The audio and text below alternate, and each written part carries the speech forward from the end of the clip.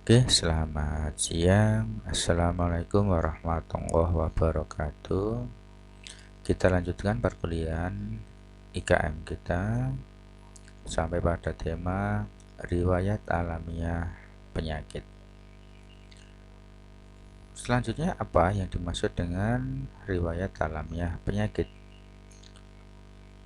Yang dimaksud adalah suatu perkembangan suatu penyakit tanpa adanya campur tangan medis atau bentuk intervensi lainnya, sehingga suatu penyakit berlangsung secara natural atau secara alami. Kemudian, riwayat alamiah penyakit mengacu pada proses perkembangan penyakit pada individu dari waktu ke waktu dan di dalam hal tidak dilakukan intervensi. Jadi, pada saat seseorang sakit tidak ada intervensi, misalkan pemberian obat. Pengetahuan tentang riwayat alami penyakit suatu penyakit membantu kita untuk memahami akibat dari penyakit dan pola tindakan, potensi intervensi, dan perbedaan tingkat pencegahan penyakit.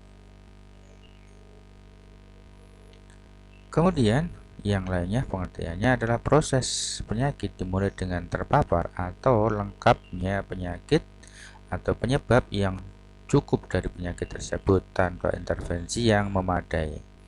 Proses penyakit berakhir dengan kesembuhan cacat atau bahkan kematian. Contohnya, terpapar dengan virus flu pada individu yang peka menunjukkan tahapan subklinis satu penyakit. Serangan demam kira-kira 10 hari setelah terpapar pertanda awal klinis dari suatu penyakit. Penyakit walau bagaimanapun biasanya didiagnosa dalam 14 hari ketika ruam yang khas nampak pada penyakit mulai sembuh. Untuk komplikasi seperti pneumonia ataupun kematian tergantung pada host dan faktor yang lainnya. Beberapa penyakit mempunyai kemiripan di dalam riwayat alamiahnya, tapi rentang waktu dan manifest daripada atau penampilan dari penyakit mungkin bisa jadi berbeda antara individu terkait dengan kehadiran faktor-faktor dari host, misalkan seperti imunitas dan usia dan determinan ataupun penyebab yang lainnya. Beberapa faktor mempengaruhi perkembangan suatu penyakit pada seseorang dan sama halnya dengan hasilnya. Perkiraan hasil pada individu dipakai untuk menghitung riwayat alamiah penyakit dan faktor resiko yang lain dikenal sebagai prognosis.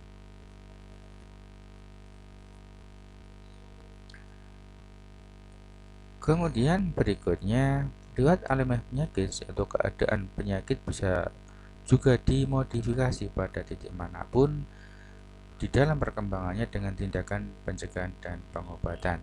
Tahapan subklinis mengikuti pajanan, biasa disebut dengan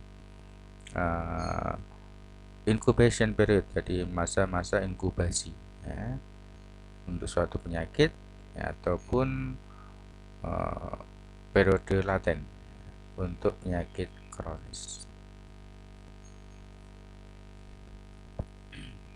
Kemudian proses perkembangan suatu penyakit. Di sana ada tahapan-tahapan secara alami daripada riwayat penyakit. Tahapan yang pertama di sana ada namanya prepatogenesis. Tahapan yang kedua, tahapan patogenesis, dan yang ketiga yaitu pasca patogenesis. Jadi sebelum, saat, dan setelah. Pada tahapan prepatogenesis, pada tahap ini telah terjadi interaksi antara pejamu dengan bibit penyakit, antara agent dengan host. Tetapi interaksi ini masih berada di luar tubuh, dalam arti bibit penyakit belum masuk, walaupun berinteraksi tapi dia belum masuk ke dalam tubuh pejamu atau host. Pada keadaan ini penyakit belum ditemukan karena pada umumnya daya tahan tubuh pejamu atau host masih kuat. Dengan perkataan yang lain, dalam posisi seperti ini gitu ya, berarti seseorang tadi berada dalam kondisi yang betul-betul sehat. Kemudian tahapan yang kedua yaitu tahapan patogenesis. Di 8 tahapan patogenesis di sana ada sub tahapan, yaitu tahapan yang pertama dari sub patogenesis adalah tahapan inkubasi. Tahapan ataupun inkubasi merupakan tenggang waktu antara masuknya bibit penyakit ke dalam tubuh yang peka terhadap penyebab penyakit sampai timbulnya gejala penyakit. Itu yang dimaksud dengan tahapan atau masa inkubasi. Sebagai contoh di sana ada penyakit AIDS. Masa inkubasi yang paling tercepat 2 bulan, yang paling lama 10 tahun. Kemudian amoebiasis 2-4 minggu, antrak 2-7 hari, dan seterusnya. Artinya di sana setiap penyakit itu akan mengalami perbedaan masa inkubasi, walaupun kadang juga ada kemiripan ya, ada semacam kemiripan. Maka dengan masa inkubasi tersebut bisa melihat kemungkinan diagnosanya, jenis penyakitnya apa. Kemudian tahapan yang kedua dari patogenesis setelah inkubasi yaitu tahapan penyakit dini. Tahap ini dimulai dengan munculnya gejala penyakit yang kelihatannya ringan. Tahap ini sudah mulai menjadi masalah kesehatan karena sudah ada gangguan patologi, walaupun penyakit masih dalam masa subklinik. Seandainya memungkinkan, pada tahap ini sudah diharapkan diagnosa bisa ditegakkan sedini mungkin, secepat mungkin, sehingga bisa ditangani dengan baik. Selanjutnya, setelah tahapan penyakit dini yaitu tahapan penyakit lanjutan. Merupakan tahap di mana penyakit bertambah jelas dan mungkin tambah berat dengan segala kelainan patologi dan gejalanya. Pada tahap ini penyakit sudah menunjukkan gejala dan kelainan klinis yang jelas, sehingga diagnosis sudah relatif mudah ditegakkan dan diperlukan penanggulangan yang tepat untuk menghindari akibat lanjut yang kurang baik. Kemudian tahapan yang ketiga setelah prepatogenesis kemudian patogenesis, tahapan yang ketiga yaitu tahapan pasca patogenesis. Tahapan pasca patogenesis adalah berakhirnya perjalanan suatu penyakit yang dapat berupa 5 kondisi atau 5 keadaan. Jadi pada akhirnya pada tahapan pasca patogenesis di sana ada sub-sub tahapan, diantaranya atau 5 keadaan. Yang pertama yaitu sembuh secara sempurna. Penyakit berakhir karena penjamu sembuh secara sempurna, artinya bentuk dan fungsi tubuh kembali kepada keadaan yang sebelum menderita penyakit, atau tidak mengalami suatu apapun ya, jadi sembuh secara sempurna. Kemudian yang kedua, sembuh dengan cacat. Penyakit berakhir dengan keadaan sembuh namun tidak sempurna karena ditemukan adanya kelainan atau cacat pada penjamu ya, seperti contohnya penyakit kusta ya, walaupun sembuh biasanya akan menimbulkan bekas pada tempat yang sakit tersebut. Kemudian yang berikutnya, karier. Perjalanan penyakit seolah-olah terhenti karena gejala penyakit memang tidak tampak lagi, namun bibit penyakit masih tetap ada dalam tubuh penjamu tanpa memperlihatkan gangguan penyakit. Kemudian yang berikutnya, tahapan atau keadaan kronis. Penyakit tetap berlangsung secara kronis, artinya perjalanan penyakit tampak berhenti karena gejala penyakit tidak berubah. Dalam arti tidak bertambah berat ataupun bertambah ringan, namun pada dasarnya penjamu tetap berada pada keadaan yang sakit. Kemudian yang terakhir, meninggal dunia. Nah, ini mesti semua orang mengalami kematian. Perjalanan penyakit berakhir dengan kematian, selesai ya. Tapi pada penyakit yang menular, walaupun seseorang sudah meninggal, penyakitnya selesai, tapi masih memungkinkan sebelum dia dikuburkan untuk menularkan atau penyakit itu berpindah kepada orang lain ya, pada kasus-kasus penyakit yang sifatnya menular. Kemudian tahap perjalanan penyakit ya. Kita ringkas dari penjelasan di atas ya. Dalam satu slide, di sana ada 3 kondisi: prepatogenesis, patogenesis, dan pasca patogenesis. Di dalam prepatogenesis tadi dijelaskan bibit penyakit belum masuk ke dalam tubuh, walaupun sudah ada interaksi ya antara agent dan host, tetapi di sana belum masuk ke dalam tubuh pejamu ya. Di sini ada agent, host, dan environment ataupun lingkungan. Sudah ada interaksi di antara ketiganya, cuma di sana agent belum ataupun penyebab itu belum masuk ke dalam pejamu. Kemudian masuk pada tahapan berikutnya, patogenesis ya.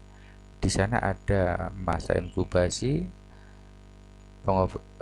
penyakit dini, kemudian penyakit lanjut. Pada inkubasi di sana bibit penyakit telah masuk ya. Telah masuk walaupun belum menimbulkan penyakit yang berarti. Ya. Karena di sana gejala penyakit tidak tampak. Kemudian pada tahapan berikutnya, tahapan penyakit ini kemudian lanjut sampai pada akhirnya menjadi pasca patogenesis. Di sana ada 5 keadaan tadi. Apakah seseorang itu sembuh secara sempurna tanpa menimbulkan suatu kecacatan, atau mungkin dia menimbulkan satu kecacatan, atau dia karir, atau kronis, atau bahkan meninggal dunia. Ini adalah kondisi yang terakhir.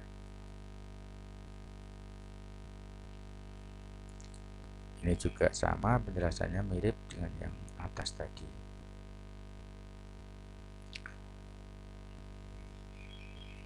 Kemudian berikutnya, dari riwayat alamiah penyakit didapat informasi penting ya, bahwasanya masa inkubasi atau masa laten adalah masa atau waktu yang diperlukan selama perjalanan suatu penyakit untuk menyebabkan seseorang jatuh sakit.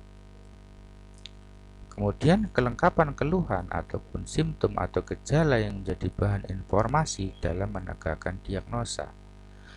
Lama dan beratnya keluhan dialami oleh penderita ya. Kejadian penyakit menurut musim, kapan penyakit itu lebih frekuensi kejadiannya. Kemudian kecenderungan lokasi ya, geografis serangan penyakit, sehingga dapat dengan mudah dideteksi lokasi kejadian penyakit.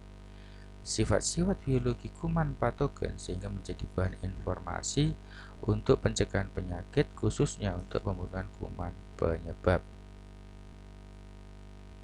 Kemudian pola perkembangan penyakit. Suatu penyakit menular tidak hanya selesai sampai pada jatuh sakitnya seseorang, tetapi cenderung untuk menyebar ya. Tadi kita bilang walaupun sudah mati, tapi sebenarnya sudah ada penyakit yang berpindah ya, kepada orang lain. Cuma nanti tergantung penyakitnya apa, sehingga perpindahan itu melalui perantara apa saja. Dalam proses perjalanan penyakit, perpindahan agent dari penjamu ke reservoir atau sebaliknya harus melalui pintu masuk tertentu atau portal of entry, jalan penderita baru, dan kemudian untuk berpindah ke penderita baru lainnya, kuman akan melalui pintu keluar atau portal of exit. Jadi yang perlu dipahami di sini ada namanya pintu masuk dan pintu keluar suatu penyakit.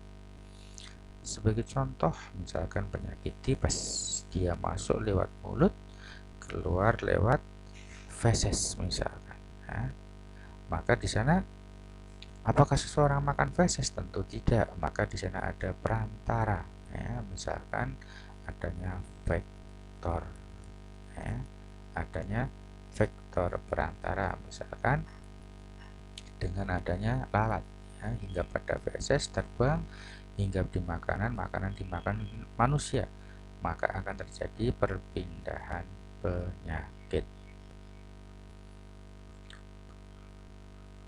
Kemudian melalui konjungtiva yang biasanya dijumpai pada beberapa penyakit mata tertentu. Kemudian melalui saluran nafas, apakah hidung dan tenggorokan, melalui droplet sewaktu reservoir atau penderita bicara, bersin atau bentuk, atau melalui udara pernafasan. Ya, contohnya yang sekarang baru viral yaitu penyakit COVID, ya, itu bisa menular lewat droplet seseorang tatkala apakah dia itu batuk, apakah dia itu bersin, ya, sehingga menjadi yang kecil-kecil masih melayang di udara sehingga bisa terhirup seseorang dan bisa menjadikan penularan. Kemudian melalui pencernaan, ya, baik bersama ludah, muntah maupun bersama dengan tinja, ya. Kemudian melalui saluran urogenital, biasanya bersama-sama dengan urin atau zat lain yang keluar melalui saluran tersebut, ya. Kemudian melalui luka kulit ataupun mukosa, kemudian secara mekanik seperti suntikan atau gigitan pada beberapa penyakit tertentu, ya. Misalkan nyamuk, ya, demam berdarah misalkan, nah itu kan penyebabnya virus, ya. Cuma dia berpindah kepada orang lain melalui perantara vektor yaitu nyamuk Aedes, ya. Tatkala dia menggigit seseorang penderita kemudian dia terbang pada orang yang sehat, maka orang yang sehat bisa tertular. Kemudian metode perpindahan atau transmisi, ya, setelah unsur penyebab telah meninggalkan reservoir, maka untuk mendapatkan potensial yang baru harus berjalan melalui suatu lingkaran perjalanan khusus atau suatu jalur khusus yang disebut dengan jalur penularan. Secara garis besarnya, jalur penularan dapat dibagi menjadi dua, apakah itu langsung atau tidak langsung. Penularan langsung, yakni penularan yang terjadi secara langsung dari penderita atau reservoir ke penjamu potensial yang baru. Adapun penularan tidak langsung, penularan yang terjadi melalui media tertentu seperti media udara, kemudian benda tertentu, ataupun melalui vektor. Apabila jumlah kasus tiap tahap dari perjalanan penyakit diketahui, dapat pula diketahui sifat daripada penyakit yang menggunakan rumus, misalkan untuk patogen menggunakan rumus ini, kemudian virulence, kemudian fatality ini. Adapun penjelasan A, B, C, D-nya di sini, yaitu A jumlah penderita tanpa gejala, B jumlah penderita penyakit dini, yang C jumlah penderita penyakit lanjut, dan yang D jumlah penderita meninggal dunia. Infektivitas atau kemampuan unsur penyebab atau agen untuk masuk dan berkembang biak menghasilkan infeksi dalam tubuh penjamu. Adapun patogenesis yaitu kemampuan untuk menghasilkan penyakit dengan gejala klinis yang jelas. Adapun virulence nilai proporsi penderita dengan gejala klinis yang berat terhadap seluruh penderita dengan gejala klinis yang jelas. Kemudian imunogenisitas yaitu kemampuan menghasilkan kekebalan atau imunitas. Kemudian, apa manfaat yang bisa diambil dengan adanya pengetahuan tentang riwayat alamiah penyakit? Yang pertama, untuk diagnostik. Masa inkubasi dapat dipakai sebagai pedoman penentuan jenis penyakit, misalkan jika terjadi KLB atau kejadian luar biasa.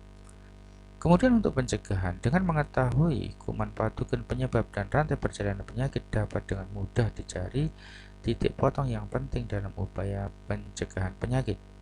Dengan mengetahui riwayat penyakit ini dapat terlihat apakah penyakit itu berlangsungannya akut ataupun kronis. Akut itu cepat, kronis itu lebih lama atau menahun.